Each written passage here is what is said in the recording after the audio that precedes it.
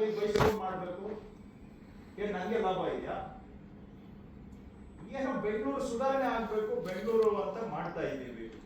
So ನಿಮ್ ಸಹಕಾರನೂ ಬೇಕು. ಬೆಂಗಳೂರು ಬದುಕಿದ್ರೆ ನಾವೆಲ್ಲ ಬದುಕ್ತೀವಿ, ತಿಳ್ಕೊಳ್ಳಿ. ನಾಳೆ ಬೆಂಗಳೂರು ಉಸಿರು ಕಟ್ಟಕ್ಕಾದ್ರೆ ನೀವು ಲಾಸ್ಟ್ಗೆ ಎಫೆಕ್ಟ್ ಆಗ್ಬೋದು, ಯಾಕಂದ್ರೆ ಎಲ್ಲ ಮೇಲಿರೋರು ಒಡಿಸ್ಕೋತಾರೆ, ಲಾಸ್ಟ್ಗೆ ನಿಮ್ಗೆ ಎಫೆಕ್ಟ್ ಆಗ್ಬೋದು. ಆದ್ರೆ ಇವತ್ತಲ್ಲ ನಾಳೆ ಅದು ಎಲ್ಲರಿಗೂ ಎಫೆಕ್ಟ್ ಆಗುತ್ತೆ. ಬೆಂಗಳೂರು ಸುಧಾರಣೆ ಆಗಲಿಲ್ಲ, ಬೆಂಗಳೂರು ಜ್ವಲಂತವಾಗಿ ಬೆಳೀಲಿಲ್ಲ ಅಂತ ಹೇಳಿದ್ರೆ ಎಲ್ಲರಿಗೂ ಎಫೆಕ್ಟ್ ಆಗುತ್ತೆ. ಇವತ್ತಲ್ಲ ನಾಳೆ ಆಗುತ್ತೆ. ಫಸ್ಟ್ ಬೇರೆ ಇರೋರ್ಗೆ ಆಗ್ಬೋದು, ಆಮೇಲೆ ನಿಮ್ಗೆ ಆಗ್ಬೋದು. ಬೆಂಗಳೂರು ಸುಧಾರಣೆ ಆಗ್ಬೇಕು ಅನ್ನೋದು ಜನಗಳ ಅಭಿಪ್ರಾಯ.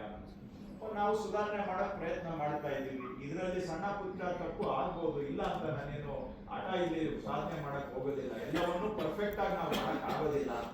ಮಾಡಕ್ ಹೋದಾಗ ಏನೋ ಸ್ವಲ್ಪ ಹೆಚ್ಚು ಇರುತ್ತೆ, ಸ್ವಲ್ಪ ಕಮ್ಮಿ ಇರುತ್ತೆ.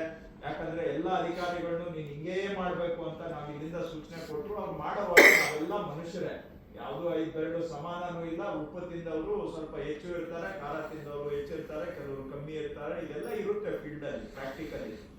ಅದನ್ನ ಪರ್ಫೆಕ್ಟ್ ಆಗಿ ಹಿಂಗೆ ಮಾಡ್ತಾ ಇದ್ದಾರೆ ನಮ್ಮವರು ಅಂತ ನಾನು ಹೇಳಕ್ಕಾಗಲ್ಲ. ಬಿಕಾಸ್ ಅದು ಅವ್ರಿಗೆ ನಾನು ಮಾಡಿ ಪರ್ಫೆಕ್ಟ್ ಆಗಿ ಅಂತ ನಾನು ಅವ್ರಿಗೆ ಹೇಳಕ್ಕೂ ಆಗೋದಿಲ್ಲ. ಯಾಕಂದ್ರೆ ಫೀಲ್ಡ್ಗೆ ಹೋದಾಗ ಏನೋ ನಮ್ಗೆ ಸ್ವಲ್ಪ ಸಿಟ್ಟು ಜಾಸ್ತಿ ಇರುತ್ತೆ, ಒಬ್ಬರು ತಾಳ್ಮೆ ಇರ್ತಾರೆ, ಅವ್ರು ತಿಳಿದಂಗೆ ಅವ್ರು ಫೀಲ್ಡ್ ಅಲ್ಲಿ ಆಪರೇಟ್ ಮಾಡ್ತಾರೆ. ಅದರಲ್ಲಿ ಸಿಸ್ಟಮ್ ಅಲ್ಲಿ ಸ್ವಲ್ಪ ಪ್ರಾಕ್ಟಿಕಲ್ ಇಶ್ಯೂಸ್ ಇದ್ದೇ ಇರುತ್ತೆ. ಸೊ ನಾನು ನಿಮ್ಗೆ ರಿಕ್ವೆಸ್ಟ್ ಮಾಡೋದು, ನೀವು ಸಹಕಾರ ಮಾಡಿ. ಮೇನ್ ರೋಡ್ಸ್ ಬಿಟ್ಟು ಬೇರೆ ಕಡೆ ನೀವು ಶಿಫ್ಟ್ ಆಗಿ, ನಿಮ್ಗೆ ಸೌಕರ್ಯ ಮಾಡೋದಕ್ಕೆ ನಾವು ತಯಾರಿದ್ದೇವೆ. ಇನ್ನು ಉಳಿದಿದ್ದು ಆಕ್ಟ್ ಅನ್ನ ಫಾಲೋ ಮಾಡಬೇಕು ಅಂತ ಏನೇನು ಹೇಳಿದ್ರೆ ಅದನ್ನ ಇಮಿಡಿಯೇಟ್ ಆಗಿ ನಾನು